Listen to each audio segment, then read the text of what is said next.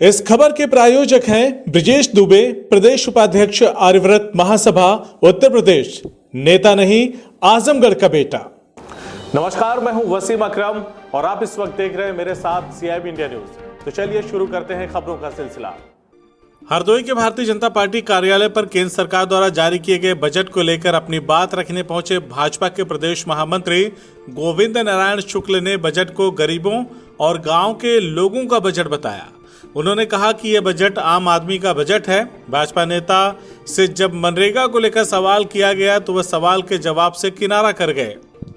हरदोई के भारतीय जनता पार्टी कार्यालय पर हाल ही में आए बजट के बारे में बताने पहुंचे भाजपा के प्रदेश महामंत्री गोविंद नारायण शुक्ल ने कहा कि इतने वर्षों के शासनकाल में प्रधानमंत्री नरेंद्र मोदी के नेतृत्व में देश विकास के उन सभी आयामों को छू रहा है जो देश के सामान्य जन की आकांक्षा थे।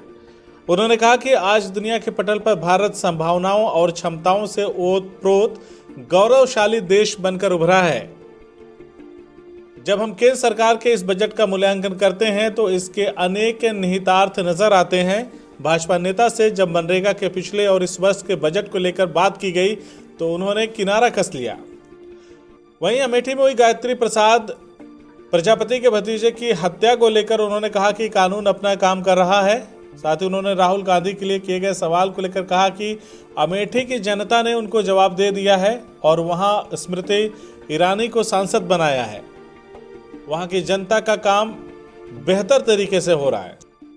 आज हमारा हरदोई में एक बजट के विषय को लेकर के प्रबुद्ध संगोष्ठी है। तो उससे पहले हमने उत्तर प्रदेश के अपने 75 प्रशासनिक जिलों में एक केंद्र में मोदी जी द्वारा जो गांव गरीब किसान के कल्याण के लिए बजट पेश किया है, उस बजट को लेकर के प्रेस वार्ता की आप सबके बीच में हुआ है। आज इस प्रकार से पूरे प्रदेश के अंदर कार्यक्रम हमारे हो रहे हैं। सर, जो नया बजट आया उसमें क्या फायदे हैं?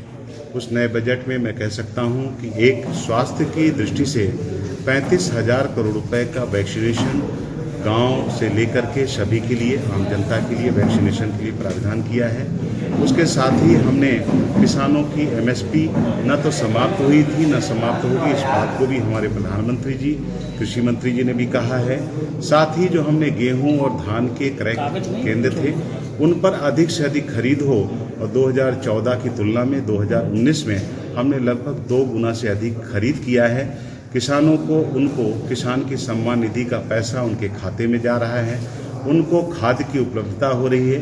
बिजली गांव में 18 घंटे देने का भी है और 24 घंटे तक शहरों में बिजली देने का भी काम हुआ है। इस प्रकार से हमने इस बजट को मैं कह सकता हूं कि गांव गरीब किसान के लिए समर्पित बजट है।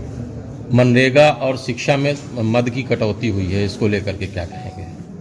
अब इसमें जो केंद्र सरकार द्वारा और प्रदेश सरकार में जिस प्रकार की योजनाएं हैं, निश्चित रूप से उन पर हम कह सकते हैं कि गांव के विकास के लिए कहीं कोई कटौती नहीं है। हमने प्रधानमंत्री आवास में भी पैसे का अलॉटमेंट किया है। हम कह सकते हैं कि गांव में बिजली, पानी, सब चीज़ें मिले, उनकी स्वास्थ्य की बेहतर सुविधाएं मिलें, शिक्षा के क्षेत्र में भी बेहतर शिक्षा मिले, इस पर हमारी सरकार का फोकस है और सरकार इसको कर रही है। अगर कहीं पर इस प्रकार की स्थिति होती है तो अगले बजट में भी इसकी संभावनाएं रहेंगी। हम लोग संगठन के कार्यकर्ता हैं। विधान परिषद में मैं अभी गया हूँ, पार्टी ने भेजा है। मैं अपनी पार्टी के बारे में कह सकता हूँ कि भारतीय जनता पार्टी कार्यकर्ताओं की पार्टी है और हम लोग अपना संगठन मजबूत रहे, सरकार की नीतियां गांव सवाल हमारा सर राहुल गांधी पर है। राहुल गांधी के लिए हमारे केंद्रीय नेतृत्व बैठा है और राहुल गांधी की जो बात है, अमेठी का मैं रहने वाला भी हूं और अमेठी से वो सांसद हुआ करते थे और इस समय स्मृति ईरानी जी वहां से सांसद हैं, वहां की जनता की सेवा कर रहे हैं और वहां की जनता ने उनको जवाब दे दिया है।